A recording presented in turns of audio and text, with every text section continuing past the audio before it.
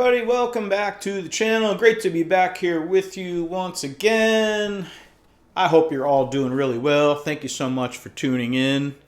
So we're here today with another fantastic addition to the Epiphone line of acoustics. And you know, as we all know, since around 2019-2020, Epiphone has really upped their game, especially in the acoustics. Electrics too, but in the acoustic world, they've done some remarkable things, starting with the Inspired by Gibson line that they did in the Indonesia factory from about 2020 up until 2023.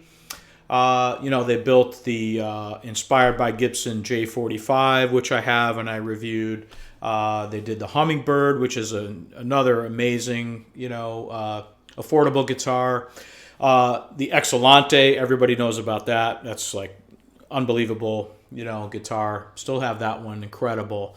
But now they've come out with this new, what they're calling custom shop, Inspired by Gibson line. And this is kind of, in some ways, maybe next level.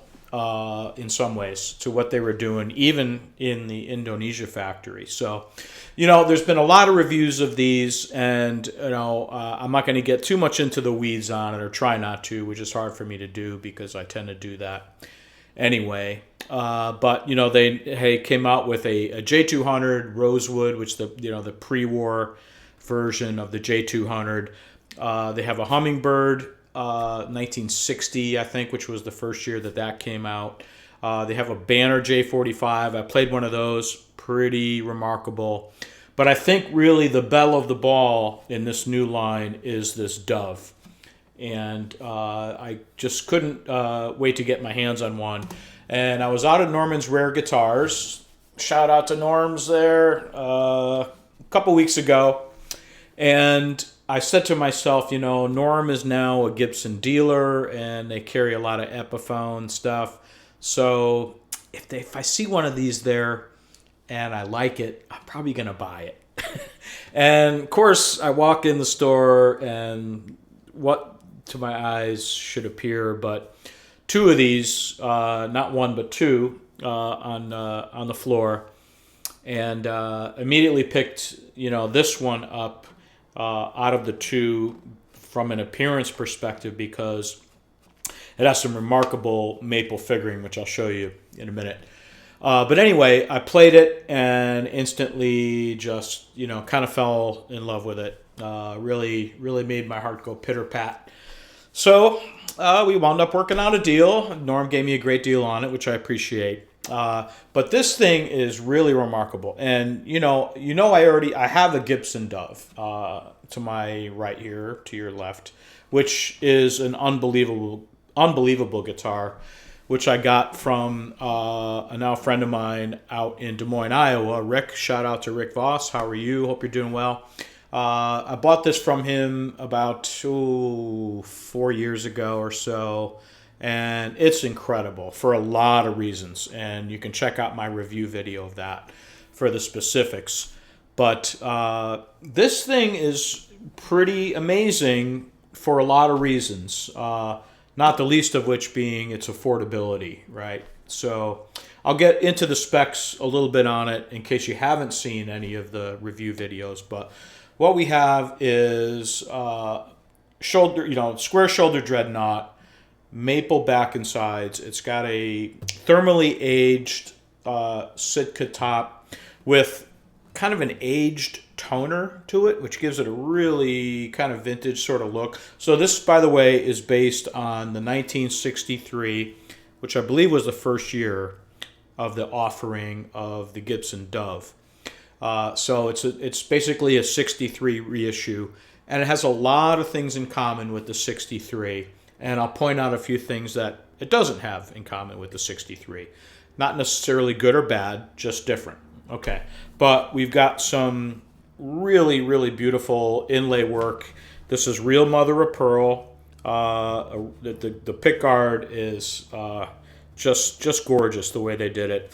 It's got either the doves or the wings on the bridge. I never know whether those are supposed to be wings or doves. I don't know which, but they're there, identical to what you would see on pretty much any Dove. It's got, of course, the split parallelogram inlays, rosewood fretboard, rosewood bridge, multi-layer binding. It's got real Kluson tuners, really high quality, really stable, stays in tune forever. It's got a solid mahogany neck. Let's see, what else? 25.5-inch scale, I do believe, which would be normal for a Gibson Dove. But the maple figuring on this one is really, really special. And I don't know if it's just luck of the draw that it wound up at Norm's, or they tend to maybe give Norm maybe some of the more premium guitars. But this one really stood out to me for that reason. So had to snatch it up. So let's see, what else? I mean, you know, sound-wise, it's got the Gibson tone, I think, to it. Almost really legit Gibson tone. It's got the growl to it. It's got plenty of that bass. And it's got a lot of resonance for maple, which is unusual because maple usually, you know, has a lot of attack and then it just kind of disappears. You know, you get more resonance out of a rosewood or maybe a mahogany, but this one just rings for days.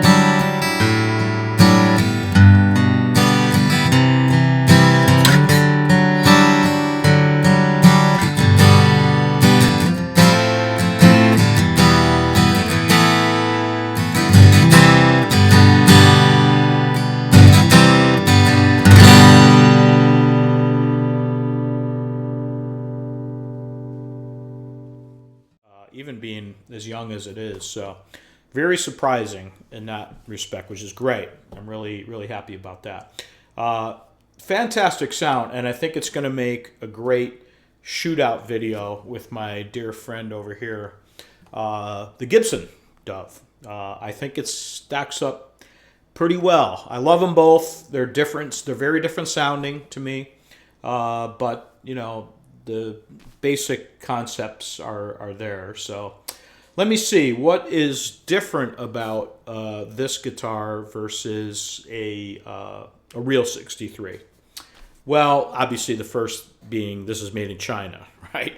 And that these days is not necessarily a bad thing altogether anymore, because the quality in China, in a lot of companies, has gone way, way up on acoustics.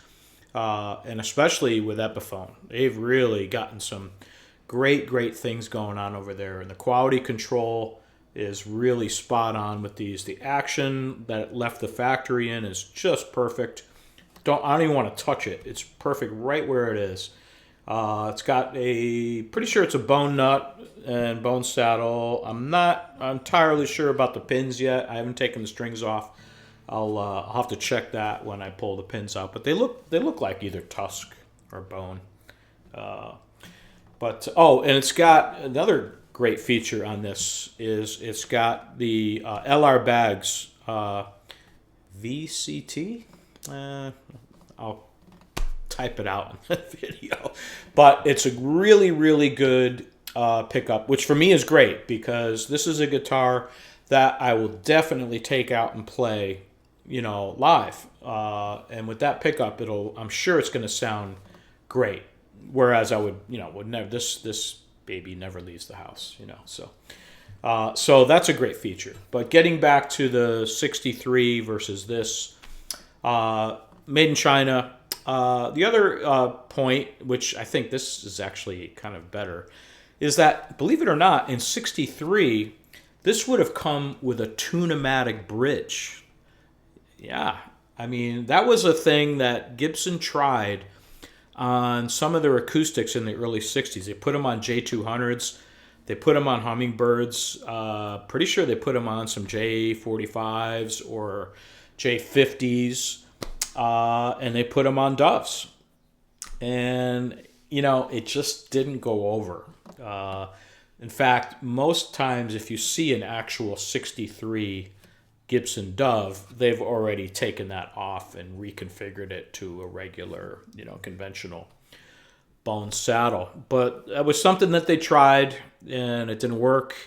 Not as big a folly as the Robo-tuners in the 2010s or around that time frame. Remember that? Wow. Pretty rough time for Gibson there. But let's see, what else? But no, solid maple, just as the original would have. It doesn't have a spine. It would, a real one would have a nice, sort of decorative, spine down the center of the back. That would be another feature. And one other thing to point out, this is a polyurethane finish. It's not nitro. So that's a big difference from a tech perspective, but in this case, I have to say, they must have applied it really, really thinly because it's not choking the guitar out. And I've seen that happen on a lot of acoustics where you have all of the ingredients just perfect, solid rosewood or solid maple and solid Sitka and great bracing and all that.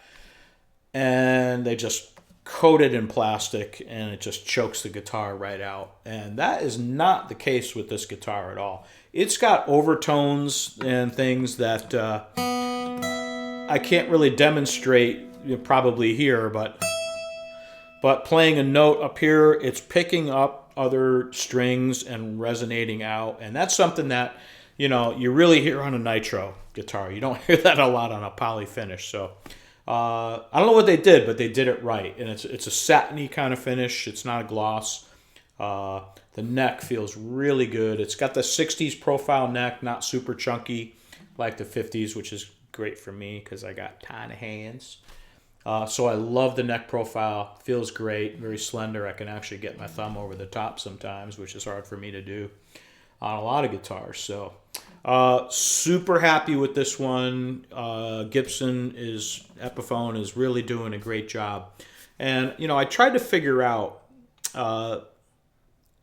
what's their thought process here on building these, so close to what a Gibson is for a fraction of the price. I mean, this retails for around $1,400 US, and it comes with, again, that LR Baggs pickup, which is easily a $250 pickup, and a really, really nice hard shell case. So, it's getting up into a higher price range, and there's a lot of great guitars in that price range, even some domestic stuff really, but some really good imported stuff in that price range that you can get. So there's some competition there with Eastman and even some of the guilds and things, but this is holding its own against those. So I don't really think they're competing against themselves. I thought about that a lot. It's like, well, is this going to take a sale away from a Gibson Dove? And the more I think about it, I don't think so. And again, it's just my opinion, but I think there's such a huge price difference that, you know, I don't think there's a lot of people sitting there going, you know, I really want a Gibson Dove, but I'm going to go ahead and get this Epiphone because I think they're just different thought processes. Like, I bought this to take it out and play it live and all those things. And I would never do that with a Gibson Dove. It would just be too precious to me to take out, you know, to a club or something like that. But I think, you know, they're looking for a different niche market, and they're building, for whatever reason, they're building great guitars at, you know, a reasonable price as compared to their, you know, USA stuff. So for whatever reason they're doing it, I'm glad, and they're making great stuff. So I guess that's all I've got to say about this one. And anyway, I think for my next video, we'll do a little comparison between these two Doves, and you can decide for yourself whether or not you want to pony up for a Gibson, or, you know, you might want to just opt for one of these here. Anyway, thanks again for tuning in, and I'm sure we'll see you very soon, and we'll do a little shootout video with the other Dove here. So thanks again. Talk to you soon. I hope you're doing well. Hope you're staying happy and healthy, and my best to you until next time. Bye-bye for now.